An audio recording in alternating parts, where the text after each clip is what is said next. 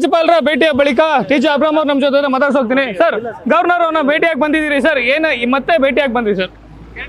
ಸ್ವಲ್ಪ ಸ್ಪಷ್ಟತೆ ಬೇಕಾಗಿತ್ತು, ನನಗೆ ಬೇಕಾಗಿತ್ತು, ಆ ಕ್ಲಾರಿಟಿಗೆ ಹೋಗಿದ್ದೆ, ಸಿಕ್ತು.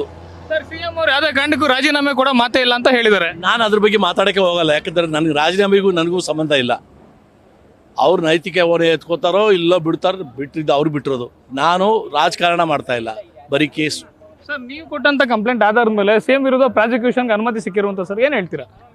ನನಗೆ ಸಂತೋಷ, ನಮ್ಮ ಅಪ್ಲಿಕೇಶನ್ ಕನ್ಸಿಡರ್ ಆಗಿದೆ, ನನಗೆ ಅದರಲ್ಲಿ ಸಂತೋಷ ಇದೆ. ಅವರು ಕೂಡ ಕಾನೂನು ಹೋರಾಟ ಮಾಡ್ತೀವಿ, ಕೋರ್ಟ್ಗೆ ಹೋಗ್ತೀವಿ ಅಂತಿದ್ದಾರೆ. ತಾವೇನು KV-10 ಹಾಕ್ಬೋದಾ ಸರ್? ಅವರಿಗೆ ಸಂಪೂರ್ಣ ಅಧಿಕಾರ ಇದೆ, ಅದನ್ನು ಅವ್ರು ಚಲಾಯಿಸ್ತಾರೆ. ವೆಲ್ಕಮ್. ನಾವು KV-10 ಹಾಕ್ತೀವಿ. ಸರ್, ಒಂದು ಪ್ರಶ್ನೆ ಸರ್, ತಾವು ಹಿಂದೆ ಧರ್ಮಸಿಂಗ್ ಅವ್ರ ಮೇಲೆ, ಕುಮಾರಸ್ವಾಮಿ ಅವ್ರ ಮೇಲೆ ಗವರ್ನರ್ಗೆ ಕಂಪ್ಲೇಂಟ್ ಕೊಟ್ಟಿದ್ರಿ, ಅವ್ರು ಅದಕ್ಕೆ ಅನುಮತಿ ಕೊಟ್ಟಿಲ್ಲ. ಗವರ್ನರ್ ಹತ್ರ ಕೇಳಿಲ್ಲ, ಅದು ಬೇರೆ. ಆಗ ಕಾನೂನು ಇವತ್ತಿರೋ ಕಾನೂನು ಅಲ್ಲ. So it was A different ball game.